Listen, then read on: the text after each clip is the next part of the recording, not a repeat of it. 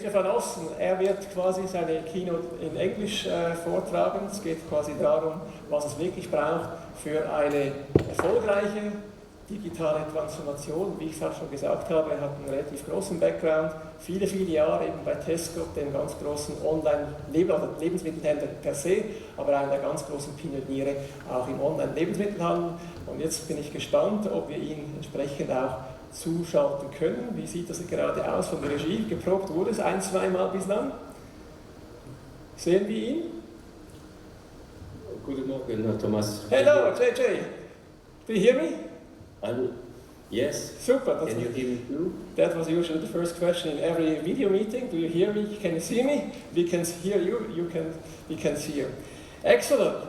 So how are we going to start right now, JJ? You're going to make a small keynote, 10-15 minutes, and we make afterwards a nice fireside chat, an easy interview form. I prepared some questions which might be very interesting as well for the audience we got over here in Zurich.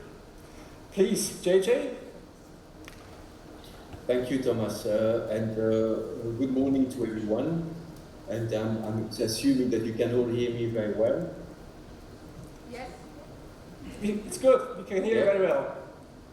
Maybe we can fight you a little bit with the engineers. Yeah, I'm sorry I cannot be there in person, but you all understand, and I know you said it already, Thomas, that spending 2 weeks in quarantine, it's something that I don't really want to do, and therefore I'm not there in person, so I apologize for that. But we are here virtually, and what I would like to share with you is very much a little bit based on my own experience, what I've seen with a lot of colleagues around the world. It's not that simple to do a digital transformation. And if you see my first slide here with the title, "What is a successful digital transformation?" my presentation is quite simple because I just want to make sure that we stay focused and we understand each other. So it's actually quite easy to define what a successful transformation is. It's very much around customers. It's for retailers, it's really moving from stores and categories to become completely customer-centric. For manufacturers, it's from products and brands to becoming also customer-centric. It sounds quite simple, but it's quite difficult to do because when you have retailers with 60, 100 or 150 years of history, or manufacturers with the same amount of time of history, they really focus either on their stores and they do all of their budgeting based on the units, which is the store, and then they ramp it up to a regional level, then at the national level, and then at the international level. And very little thought or energy is given to become a customer-centric organization. When I come in, usually we talk about customers. Who are your customers? And you start with the amount of traffic that you have to generate within your physical stores or online, and how much does that cost you to actually get to know them very well, and actually do all of your budgeting, all the teams, all of the processes around the customers. And it's a big change, and it's difficult for companies to do that when you have got trained in your mind to just think about stores and categories. It's the same with products and brands. You may have some fantastic brands that believe that they understand how the creams or the shampoos or the washing or the food or the toys, all of that is being used in-house by the consumers, but usually they don't know who their consumers are. And it's also a big shift to do. And but these transformations usually have got some additional characteristics. To do it well, I think you need to grow online fast, it's obvious, but it's not always easy to do. Because quite often you have some debates with owners around cannibalizations of your stores, around all sorts of things, which I understand when I put myself in their shoes, but at the end of the day, one day in digital is 4 days in analog, so you need to go fast. You need to be excellent at some areas of e-commerce, specifically around fulfillment and also around, that means around picking in stores or picking in warehouses. You need to hone some robotics if you want to do this in countries where you've got high labor costs. and you need to be ultra focused on the last mile delivery.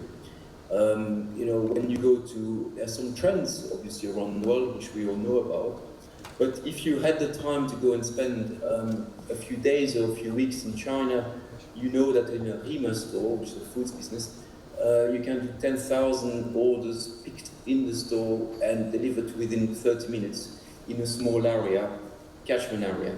It is a trend that is going on and on and on and will accelerate. Same day delivery, half an hour delivery, 2 hours delivery. The last mile is going to become a key thing, and if you don't do it well, it could make your stores quasi-irrelevant. The other thing is actually changing some of the cultural aspect and the ways of working. Is that many companies are, with a lot of history, are project-based, and they are very hierarchical. So it's because you're based on stores, you're based on products and product lines or stores, so you think globally at the center, and then you give orders into various functions and your various regions and at the store level or in the manufacturing, and then those people have to execute. Actually, you reverse it when you become customer-centric, you become a servant leader, you adopt things like product, like Marty Kagan is talking about, agile, and new cultures and new ways of working change quite drastically. It's very difficult to pivot these organizations. It's very scary for people who have constantly been in control of everything to actually get more control in reality by becoming a servant leader. Data and technology is not a cost. It's obvious what I'm saying, but it's very hard for traditional CFOs and traditional shareholders to look at technology and data in a different way. It's a new core competency. And you have to do and provide a deep respect for data scientists and engineers. They will provide you with ideas and views on how to do things in a very different way. On the second aspect is around the importance of leadership. I keep this simple, but you need to have total, utter, unswerving commitment from the shareholders and from the CEO.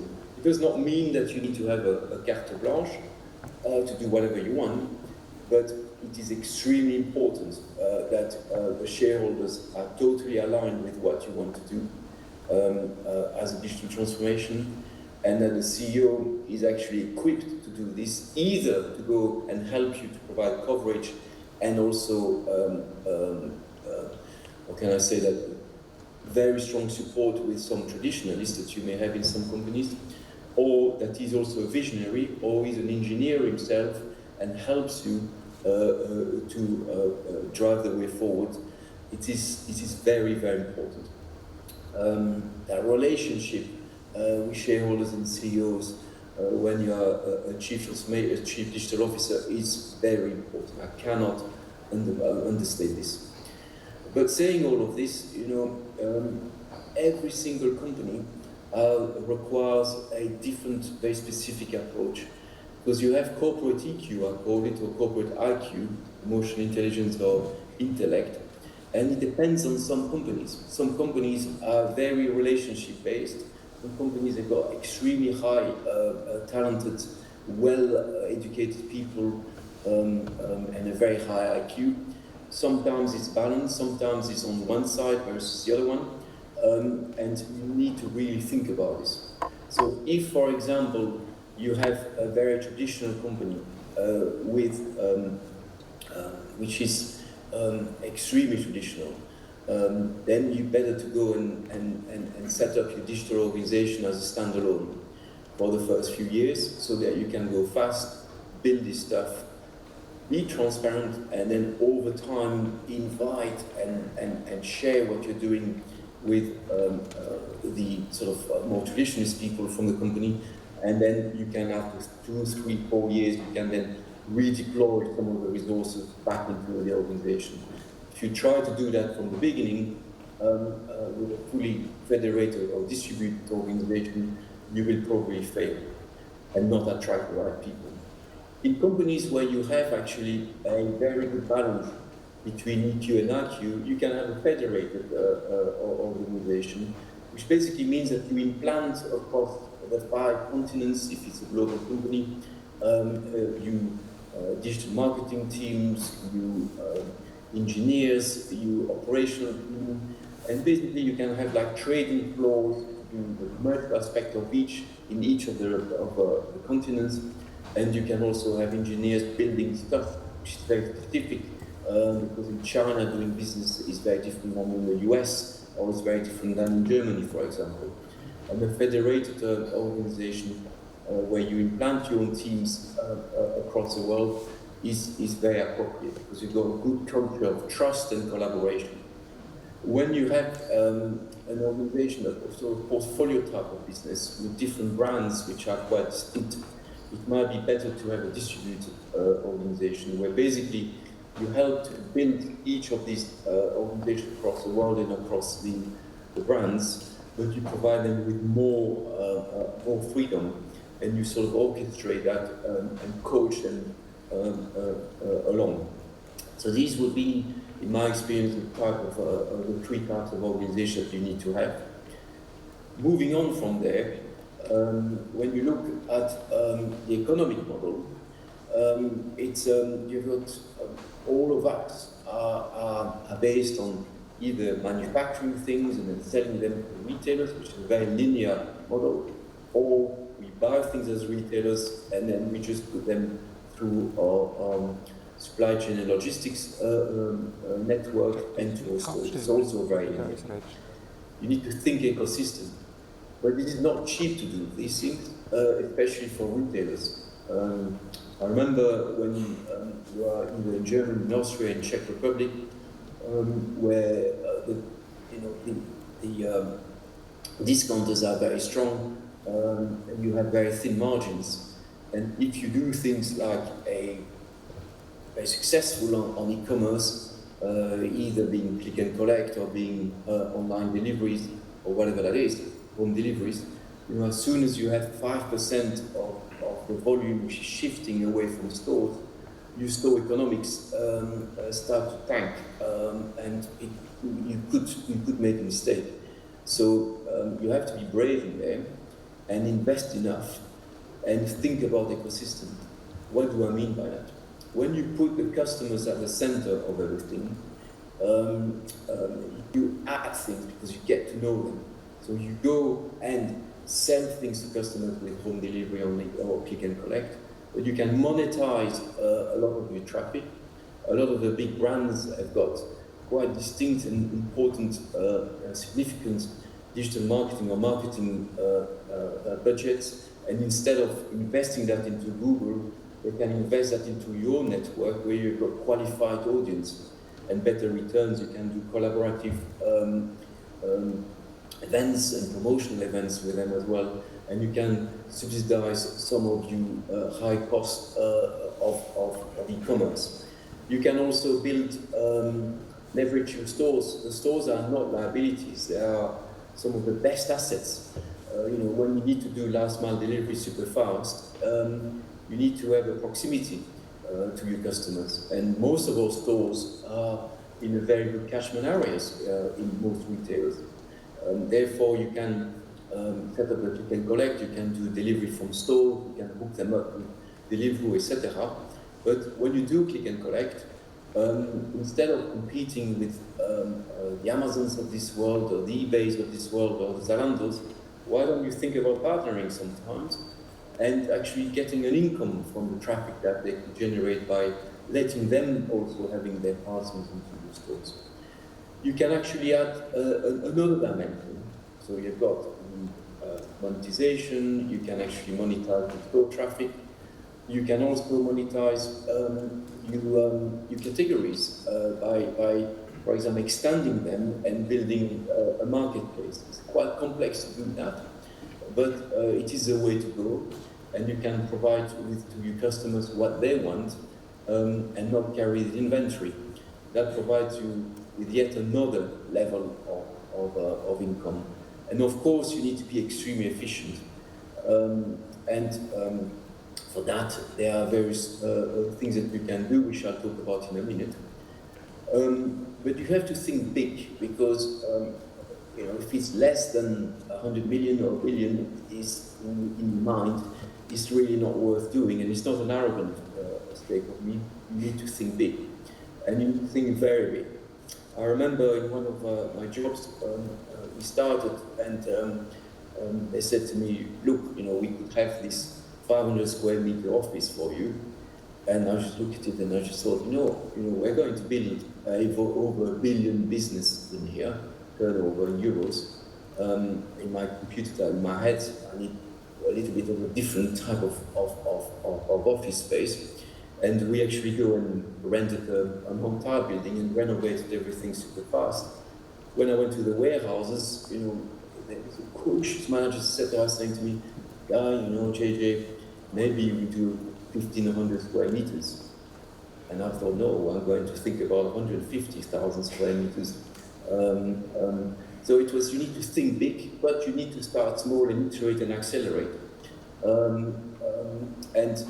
That is also important because you can have a vision, but and that needs to be big, but you need to learn very quickly.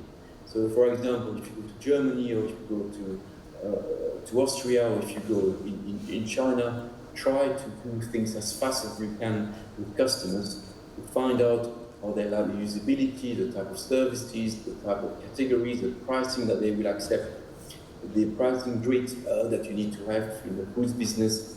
You could easily become a water delivery business. You don't want to do that because it's totally uneconomical.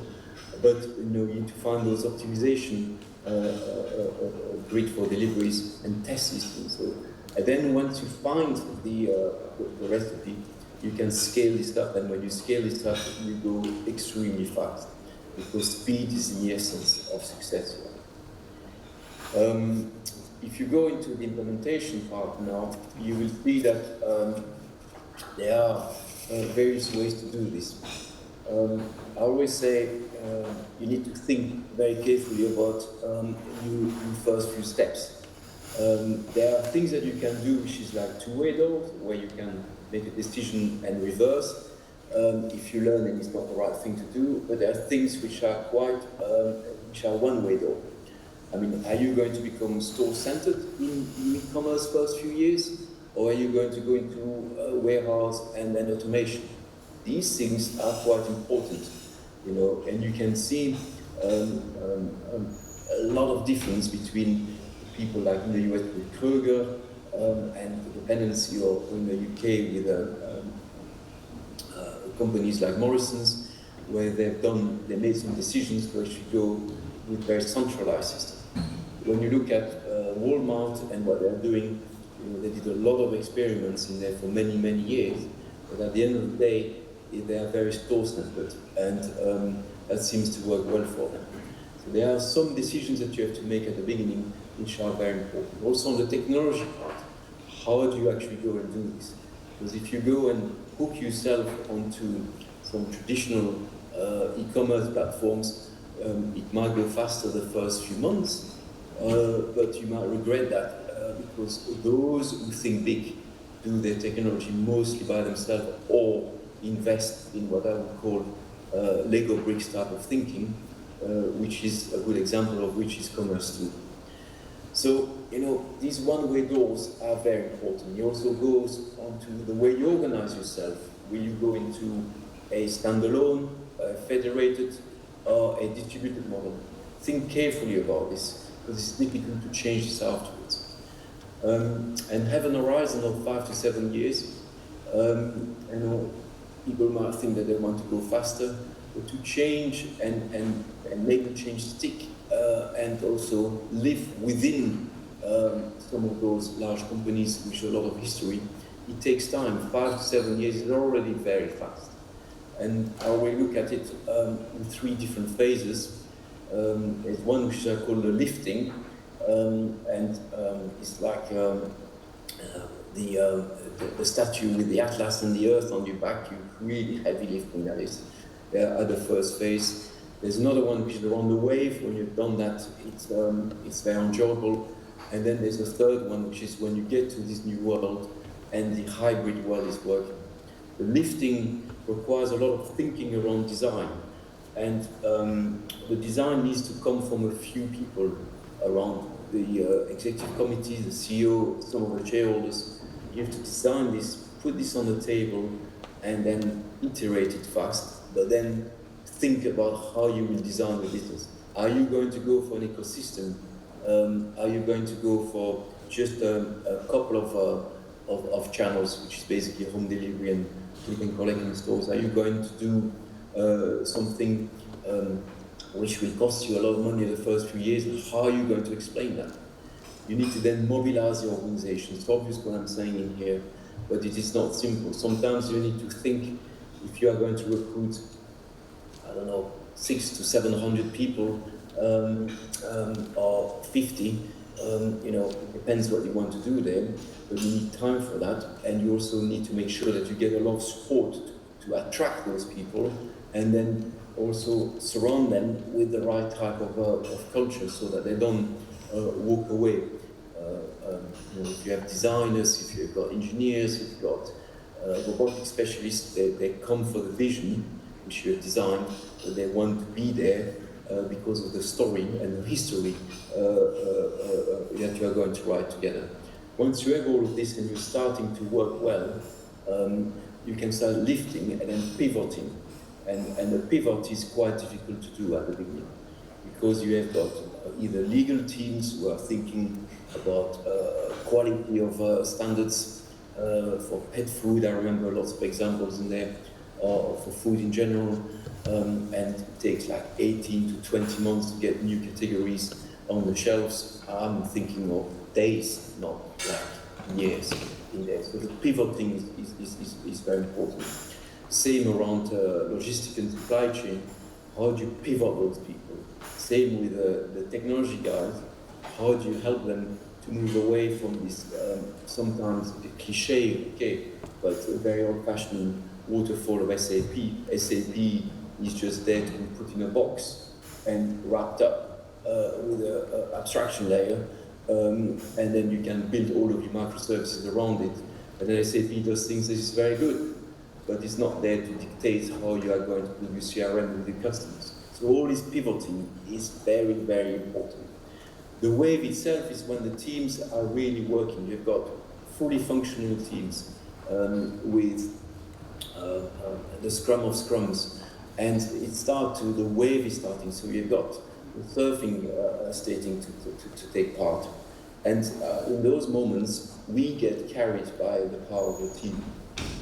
I remember so many times and examples where I thought, Google and customers, what are they looking at? Well, 3,000 times per minute on recipes. So I thought we need a few recipes. And then the team came back and they said to me, there's 12.5 million recipes in Europe. And I said to them, well, maybe we need a few thousands. And they said, no, JJ, we found a way, which we piloted, and with the POC, which we can scale up very fast, for 12.5 million recipes in real time connected to the stores on mobile as well. The power of the team is unbelievable and is extremely strong. And when they are there, the business auto scale, and that's when you become a servant leader and you are being carried by that. You are the custodian of the strategy, you are the custodian of the customer experience and the core KPIs in terms of strategic objective. But the teams work well within those frameworks, and it goes very, very fast. Then you get into this new world, and it becomes very difficult for even, if I dare say, existing very strong pure e-commerce players, like the Amazon of this one, it becomes difficult for them to actually ignore you. Because you are fast, you're iterative, you are very data-driven, and you are totally obsessed with customers. And you can become then a leader in the market and you regain your leadership position. And sometimes, it's not easy, but sometimes you can also become a disruptor. So, this is based on my experience. It's a simple presentation I make here, given the fact that I'm not with you in person. These are the thoughts I wanted to share with you. I hope it's useful and helpful.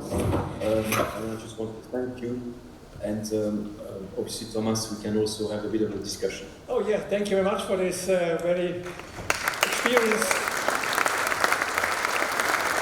Maybe got a lot of hints and tips on how to tackle all those challenges we are all facing. You mentioned a lot. I mean, you have to be fast, you have to think big, and of course, it's going to be a hell lot of expensive, as you mentioned it. Let me come back to one point. You said you have to have the full commitment of the shareholders and the top management, the CEO you mentioned actually. Where are the strongest forces you have to overcome? Where are the biggest resistances? Is it in the middle management or is it in the teams? I mean, it's not going to be an easy walk to change a whole company. What is your experience? I mean, on which level, let's say put on which management level, or maybe on which ages, could also be a solution, are you facing the biggest resistance? I think, I mean, the biggest resistance is in yourself. So it is in myself, for example, and I'm being humble there.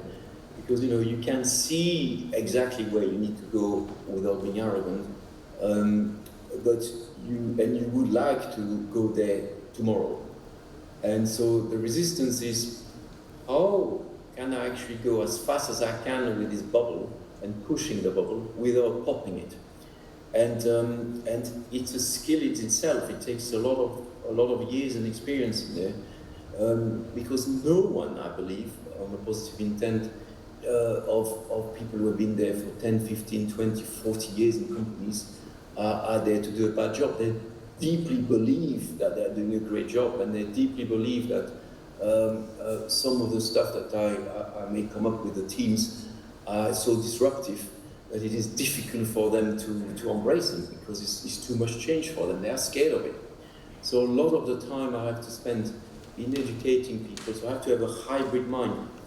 How do I make, for example, product management simple for retailers who are very commercially driven and not engineers? How do I make things exciting for the engineers and the guys and the girls from digital marketing, so that they feel inspired and they can test a lot of stuff? So no, I'm not avoiding your questions, Thomas. But it is a skill in itself. When you come in, the power of the data and the power of being customer obsessed is something you don't build a good relationship with the incumbent marketing directors. It could become difficult. If you have a very traditional CIO, things needs to change.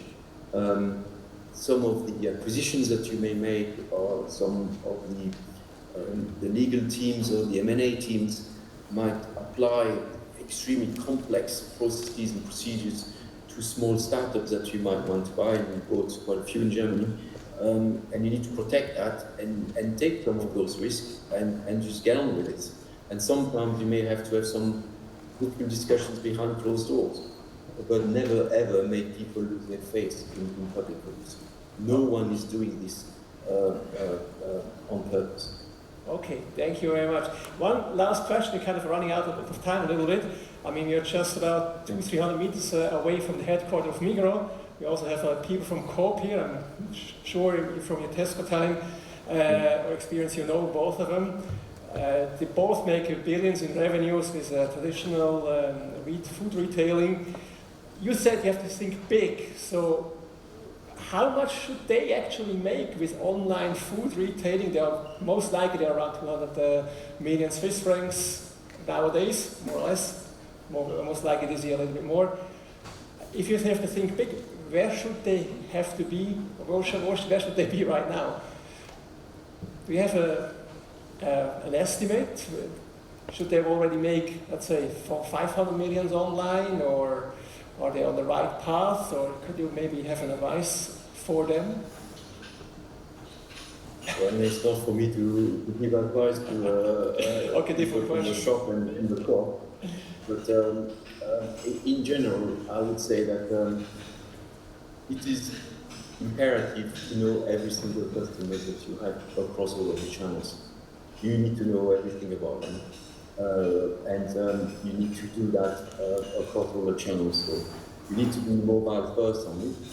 And if you do not know who they are, what they are doing to help them, that is not a good idea to be in.